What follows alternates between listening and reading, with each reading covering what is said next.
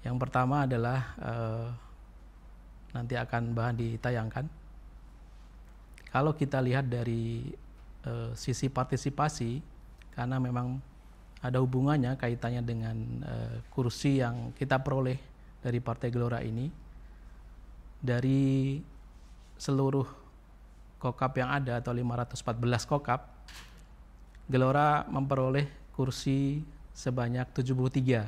Jadi di 72 kursi alek DPRD kokap dan 1 di kursi provinsi. Ya.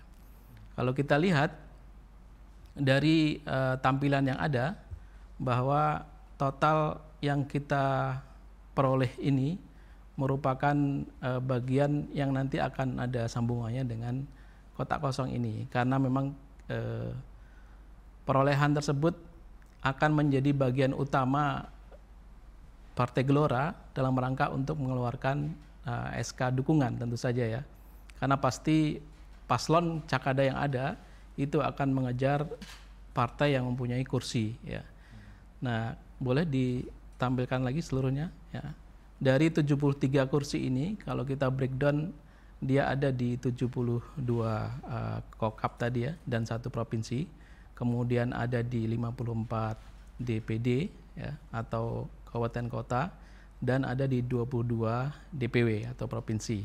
Nah, kaitan dengan ini pula bahwa bahasan kita sore ini adalah terkait dengan fenomena kotak kosong ya. Tadi di awal Mbak Mia sebagai host menyampaikan bahwa kotak kosong ini menjadi suatu tanda tanya besar buat kita ya. Karena emang trennya naik. Kalau kita lihat di 2018 itu ada 16 kotak kosong.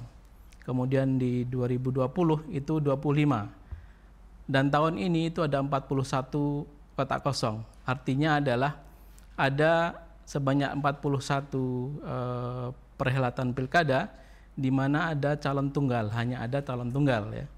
Dan akhirnya kalau di dalam kertas suara nanti akan muncul kotak kosong, artinya yang 1 nama, 1 lagi adalah kotak kosong tadi ya.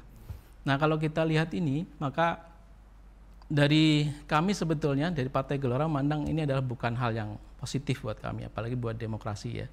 Kita lihat kalau dari unsur ketika kita melihat proses atau model pembangunan nasional ke depan, maka bagian yang perlu kita pikirkan adalah bagaimana program nasional yang juga diusung oleh Pak Prabowo sebagai presiden dalam rangka untuk mengoptimalkan otonomi daerah, maka dia akan berbasis kepada daerah kan.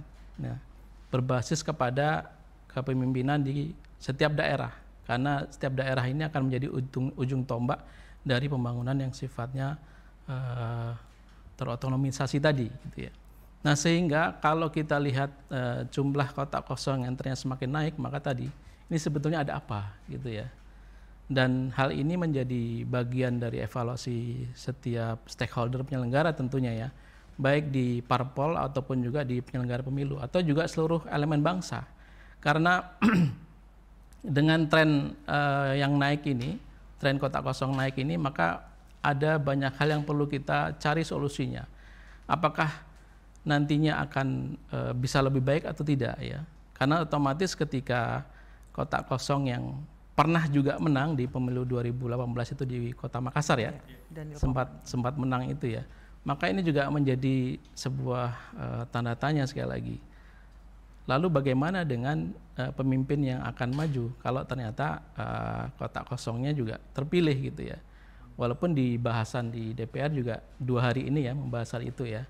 Yang hasilnya adalah bahwa di tahun depan itu masih sebagai usulan yang akan dibahas lagi di rapat kalau nggak salah tanggal 27 September ya, bahwa akan ada penyelenggaraan pemilu ulang ketika yang menang adalah kotak kosong tadi. Nah, yang ketiga adalah kita juga perlu melihat bagaimana ketika peluang kotak kosong ini juga terbuka. Kita melihat bahwa fenomena ini bisa jadi terjadi karena memang adanya kekuatan oligarki yang ada ya, sehingga menginginkan bahwa kalau bisa Cakada maju itu juga tidak ada lawannya, itu mungkin akan berpikir lebih mudah. Tapi kalau ngelihat pengalaman tadi yang ada, seperti di Kota Makassar tadi, sebetulnya ini juga menjadi hal yang perlu difikirkan oleh setiap Cakada ya, bahwa dengan kota kosong pun juga peluang menangnya itu ada gitu. Ini kan juga bagian dari kritik masyarakat ya terhadap Cakada yang sudah ada ya. Dan kalau kita lihat juga bahwa kaitannya dengan tren semakin naik ini ya, mungkin nanti juga Mas Yusef juga mungkin Prof. Siti Zuhro ya yang sudah bergabung ya. Ini juga menjadi bahasan yang menarik kita di sore hari ini. Kira-kira apa yang kita bisa cari solusinya gitu ya. Karena ini sekali lagi bukan merupakan hal yang positif buat parpol maupun juga buat demokrasi kita gitu ya. Ya kita bisa bayangkan ketika misalkan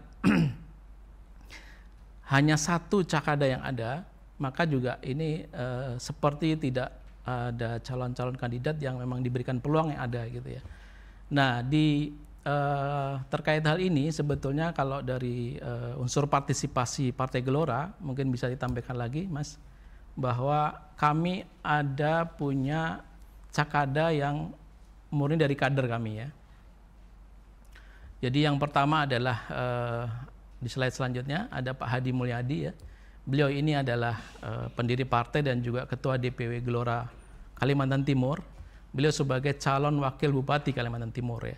Kemudian ada juga selanjutnya adalah Pak Dr. Haji Samsari kita. Beliau adalah juga pendiri partai dan juga sebagai Ketua DPW Sulawesi Selatan Gelora, dan dia sebagai calon Bupati Takalar ya, Sulawesi Selatan.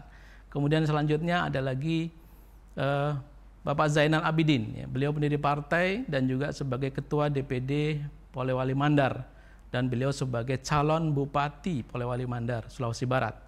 Kemudian selanjutnya ada juga ini dari DPN nih, Mas Wahyudin Lihawa ya, sebagai Wakil Kabid Polpem DPN.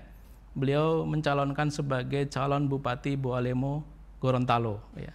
Selanjutnya ada juga Pak Andi Abdillah Rahim. Ya, beliau sebagai Ketua Bapilu DPW Sulawesi Selatan. Ya. Beliau sebagai juga calon Bupati Luwu Utara, Sulawesi Selatan. Ya. Selanjutnya ada juga Pak Samsu Botutihe, beliau sebagai pendiri partai dan calon Wakil Bupati Bone Bolango, Gorontalo. Ya. Selanjutnya ada juga Pak Dr. Gigi Sukri Wahid, beliau sebagai Kordapil Balikpapan ya, dan sekaligus sebagai calon Wakil Bupati Balikpapan, Kalimantan Timur. Lalu selanjutnya ada juga Bapak Muhammad Aswar sebagai Ketua DPD Kota Bontang, dan beliau sebagai calon Wakil Wali Kota Bontang, Kalimantan Timur. Ya. Ada lagi Pak Haji Burhanuddin Jafar Salam, SHMH ya. Beliau sebagai Ketua DPD Sumbawa dan juga sebagai calon Wakil Bupati Sumbawa, Nusa Tenggara Barat. Ya. Ada juga Pak Daniel Mebri ya. Ya, beliau orang Papua asli ya, sebagai anggota Gelora ya, sekaligus sebagai calon Wakil Bupati Jayapura tadi ya. Nah kemudian ada Pak Murjani, ini sebagai calon Wakil Bupati Tabalong Kalimantan Selatan, sekaligus beliau sebagai Wakil Ketua DPD Gelora Kabupaten Tabalong ya. Dan terakhir ini ada Bapak Sriwidya Supena, beliau sebagai Wakil Ketua DPW Yogyakarta sekaligus sebagai calon Wakil Wali Kota Yogyakarta Daerah Istimewa Yogyakarta. Nah terkait dengan partisipasi Partai Gelora ini kami juga karena memang ada beberapa pengamat yang menyampaikan ini sebetulnya juga sepertinya parpol nggak bisa menyajikan kader yang kompatibel gitu. Tapi bagi kami Gelora, kami sudah berupaya terkait dengan hal ini dan kami menampilkan calon-calon yang sudah kami usung tadi. Sekali lagi bahwa ini menjadi fenomena besar karena memang kotak kosong ini bukan menjadi hal yang positif buat partai maupun buat demokrasi kita. Demikian Mbak Mia.